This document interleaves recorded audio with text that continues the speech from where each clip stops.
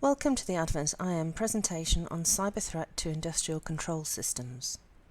This presentation is designed to discuss the connections and risks to business, including our critical national infrastructure, from systems that are now networked and therefore accessible to attack and insider threat. And now, Advent IM Managing Director, Mike Gillespie. Traditional threat and cyber threat in the past has largely been handled separately. We are used to the threat to industrial control systems as existing largely in the physical world. Keeping unauthorized people away from these systems would have formed the majority of the threat mitigation. However, like many other systems, like building management and other FM systems, industrial control systems are moving online for ease and for efficiency. Ease and efficiency is great if it has been risk assessed and everybody knows what those risks are and they've accepted them as an acceptable part of networking the system. The impact of cyberspace on physically based systems is huge and the resulting challenge is complex. Some systems were clearly not designed to be leveraged as connected network systems. They often sit outside of the control of the IT security team and so do not benefit from a change management regime which includes regular security patching, for instance. Operating systems can also present a challenge in other ways when it comes to a patching regime. Because many systems operate on old platforms such as Windows XP, and Windows XP is no longer supported or patched. These are just some of the things we know. The journey we are on is unprecedented, and so we are having to learn much of the problems as we go, largely due to putting the rush to technology and connection first. Here we are back again to ease and efficiency.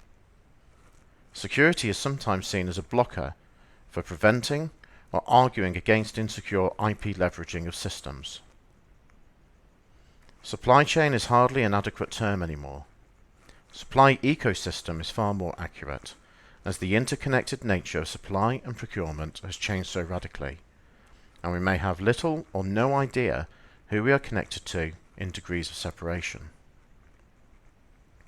However, this very interconnectedness that is helpful, useful, and a boon to agility can also mean travelling threat to and from our own networks.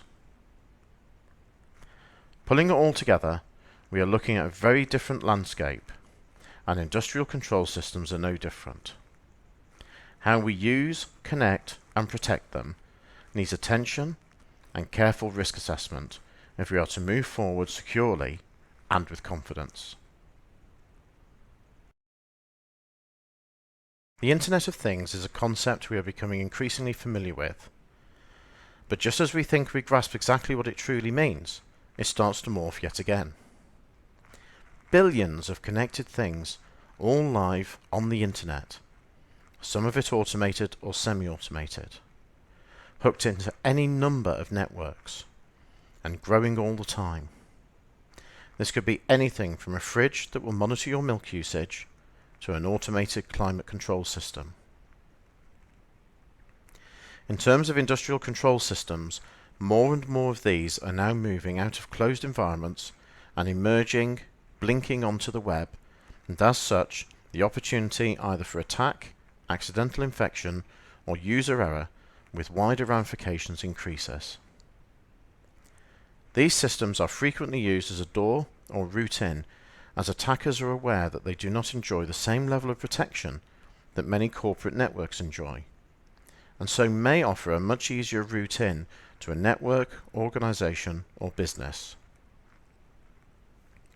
So we must never assume that the system attacked was the end target. Speaking of targets, the Target retail breach is a good example of this, as they were in fact breached by a third party, but more of that later. So expanding on this, we can then look at how an attack could potentially move through a supply chain and reach its actual target, having been enabled by poor security posture in a supply chain partner. Our supply chains are so complex and convoluted these days with suppliers, subcontractors, and large-scale frameworks an everyday way of business.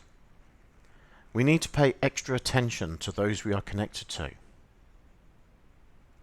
and to who those we are connected to are connected to. Do we know enough about their security and their safeguards? Do we understand what measure they have in place to protect us from them, and of course vice versa? We have responsibility to our own organisations, to our supply chain partners, and also to our critical national infrastructure, as this also falls within the complex and convoluted supply chain arena. At some point, any number of SMEs, whether as discrete entities or as contractors to a prime, may be connected to our C&I. When we connect things we do not fully understand or have not risk assessed, then we are placing all the connected pieces in a risky situation. Travel systems, CCTV cameras, pacemakers and insulin delivery systems, drones, satellites, mobile phones, and gaming platforms, all sharing internet with systems designed to control nuclear power plants, power grids, and blast furnaces. That is why we need to get our arms around this. The number of connected things is set to increase year on year. Innovators are creating more and more smart items, from clothing to domestic appliances, and it is rare you hear security mentioned. And this technology is embraced, naturally, as it will make our lives easier and more convenient. More efforts need to be made to ensure organisations are equipped with the understanding, skill, and resource to be able to secure these networked items. Upskilling and collaboration will help system managers with this, as more often platform integrators and installers find themselves talking to IT departments and IT security professionals. Looking at this slide, we can see not only a merge between the physical and virtual worlds, but also between work and home, and the spaces in between, as vehicles of all sorts enter the cyberspace, be it car, ship, train, or plane. The introduction of low levels of public Wi-Fi such as Halo means that cars, industry, shops, and indeed smart cities will always be connected. So, do we know what we don't know? Basically, no. Some of the areas we do have a grasp of the risk from include legacy systems not designed for network use, now web connected, outdated operating systems, and platforms no longer supported or patched, such as Windows XP and Windows 2003, insecure business ecosystems, and lack of governance in supply chain partners, leading to increased risk for us and our other partners. Poor security culture in our senior management teams and boardrooms, leading to sloppy practice and poor security behaviour filtering through our organisations as our behaviours become the policy instead of the other way round. Incidentally, if you want to hear more about this, then keep a lookout for our upcoming presentation on culture and communication. And of course, joining up thinking, or rather, the lack of it. Cyber attackers are sharing information and best practice in all parts of the web, and as a result their success has grown. Away from the dark side, however, information sharing is less common, and as a result our approach to securing our assets can be a little disjointed, and the attackers take full advantage of this. Training staff is vital. Buying more technology will never solve the problem, because people are the most prodigious threat in business. They do silly things, especially when they are not trained or the culture is poor. Training them in a way that has the most impact may be more time consuming, but it will pay dividends when they become the first line of defense against a low-level attack on your organization. When things go wrong in the physical world, there are serious implications for our safety. And without cyber forming part of our threat assessments, we are potentially ignoring a very real danger to our physical being. In Germany, a steel mill suffered a cyber attack that resulted in multiple system failures, and the blast furnace could not be shut down. Massive damage was caused. There has been no further information on this attack. Whilst it is understandable that security may preclude certain aspects of the attack being kept under wraps, it could also be helpful for further information to be made public when incidents like this happen. Ukraine suffered serious power outages when a cyber attack took down a power grid. Much wrangling and political mileage has been had out of this incident. But from a security perspective, it should highlight the potential for impact very clearly. The same can be said for a nuclear plant in South Korea, which was also attacked, although the effective air gapping of systems meant that the attack was swiftly contained and the impact limited.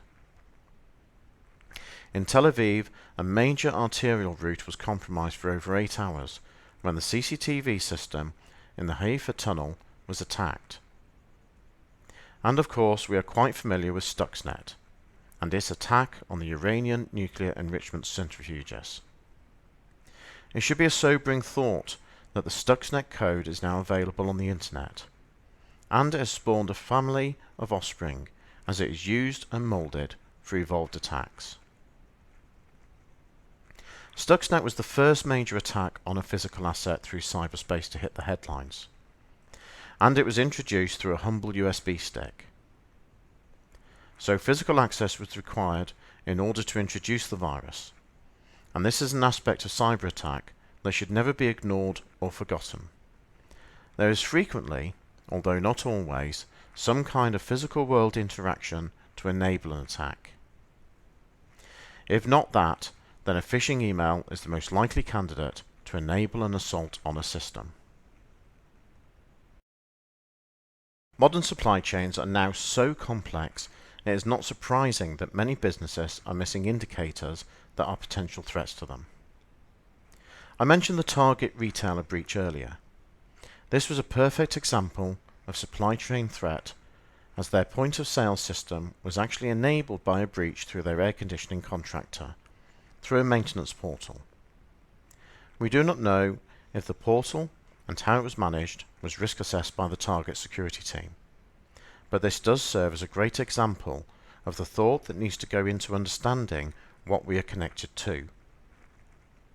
It is also worth noting that an assessment covers one moment in time, as does an accreditation.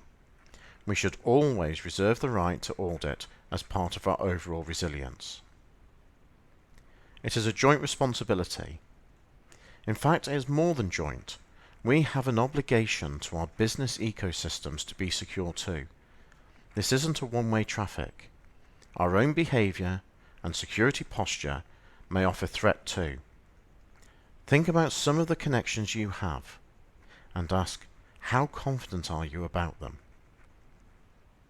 We see so much subcontracting via primes now, it is possible you may not even know who is supplying you. If this is within your risk appetite, or the risk appetite of the part of your business it affects, then you can proceed without concern.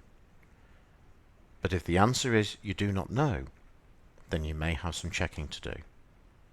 Target serves as a great lesson to us all.